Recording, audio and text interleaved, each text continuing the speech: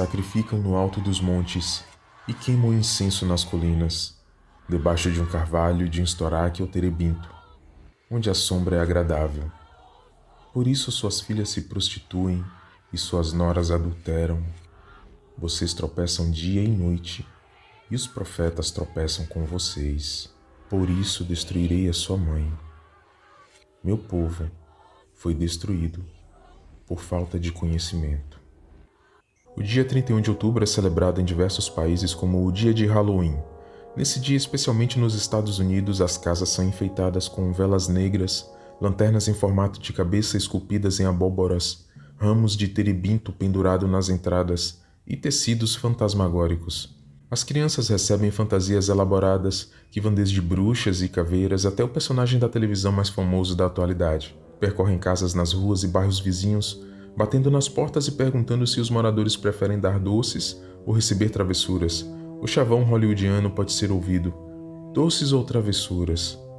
Se o morador escolher doces, deve entregar alguma guloseima industrializada ou algum doce local tradicional. Mais ou menos como nas celebrações brasileiras de Cosme e Damião, dia em que as crianças correm pelas ruas à procura de uma casa que dê doces ou comidas típicas do festejo, o que já fornece indícios de que ambos os rituais têm origens muito antigas e comuns. No Halloween, no entanto, se o morador rejeitar a entregar doces, ele sofre travessuras das crianças, que podem ser desde pedaços de papel higiênico lançados sobre o telhado ou a campainha tocada diversas vezes, até fezes de animais jogadas nas janelas. Como as crianças estão fantasiadas, é impossível saber quem fez a travessura, então muitos moradores preferem simplesmente entregar os doces e fazer parte dos festejos. Aliás, já deixou seu doce? Quer dizer, já deixou seu like no vídeo de hoje? É rápido como um moleque travesso que bate na porta e sai correndo, e com certeza mostra para o YouTube que as simbologias deles vão ser desmascaradas pouco a pouco, até que finalmente vejamos quem está por baixo do lençol nesse teatro universal, que eles chamam de controle. Além disso, inscreva-se e ative o sino de notificações. É uma forma fácil de agradecer nosso trabalho e ajudar outros que nunca ouviram falar sobre isso a despertar para a verdade oculta. Aproveite para se unir ao nosso grupo do Telegram, que tem sempre notícias e dicas criativas diariamente. De fato, se os Estados Unidos possuem o Halloween e o Brasil possui o dia de Cosme e Damião, Portugal possui o dia do pão para Deus, algo sobre o que falamos num vídeo anterior e que guarda mistérios sinistros. Mas hoje vamos nos ater às ligações diretas do Halloween. Vamos tentar entender suas origens e compreender por que foi tão importante para as elites a manutenção desse dia. Porque eles podem até tentar disfarçar o 31 de outubro como uma celebração, mas aqui vamos usar o termo correto. O Halloween é um ritual. Vamos começar.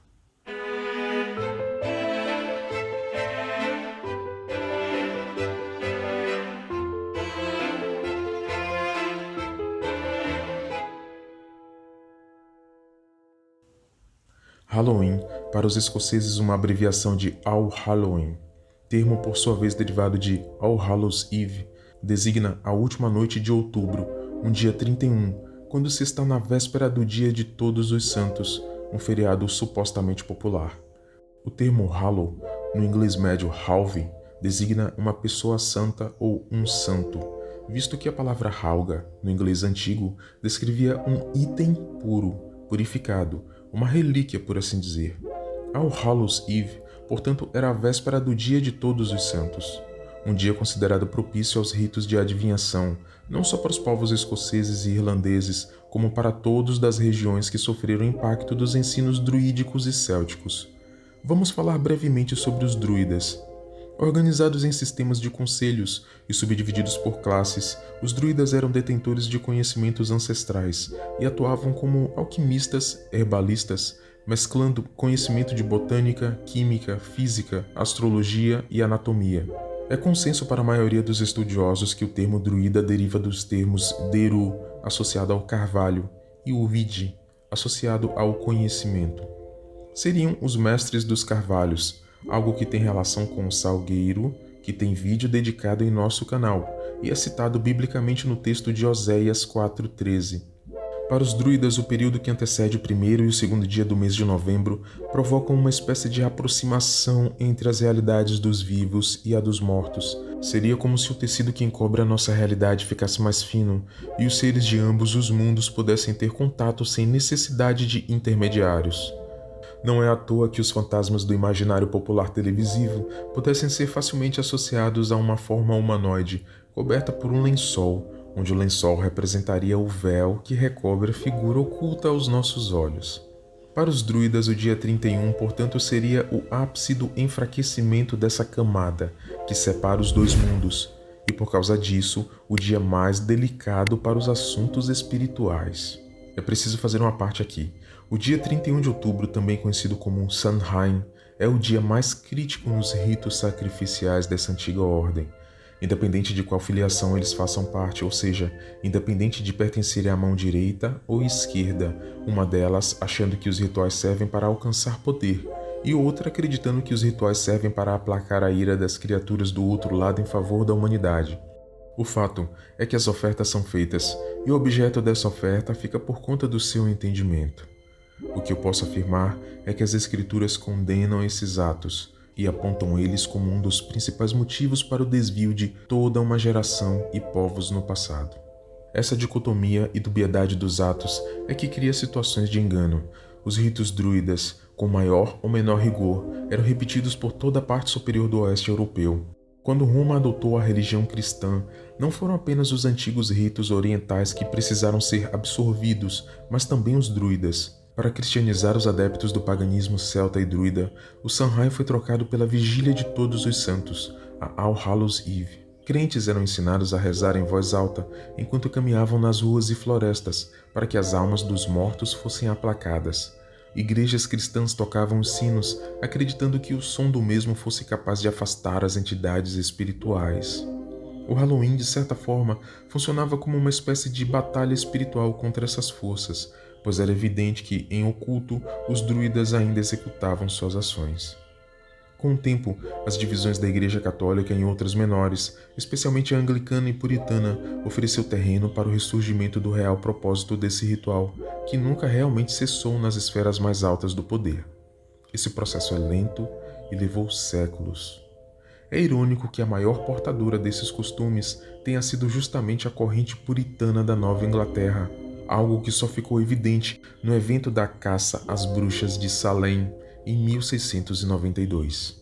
Salem é tema complexo e talvez tenhamos um vídeo específico sobre ela, mas no que tange ao Halloween, é em Salem que a associação à figura das bruxas tomou o imaginário popular.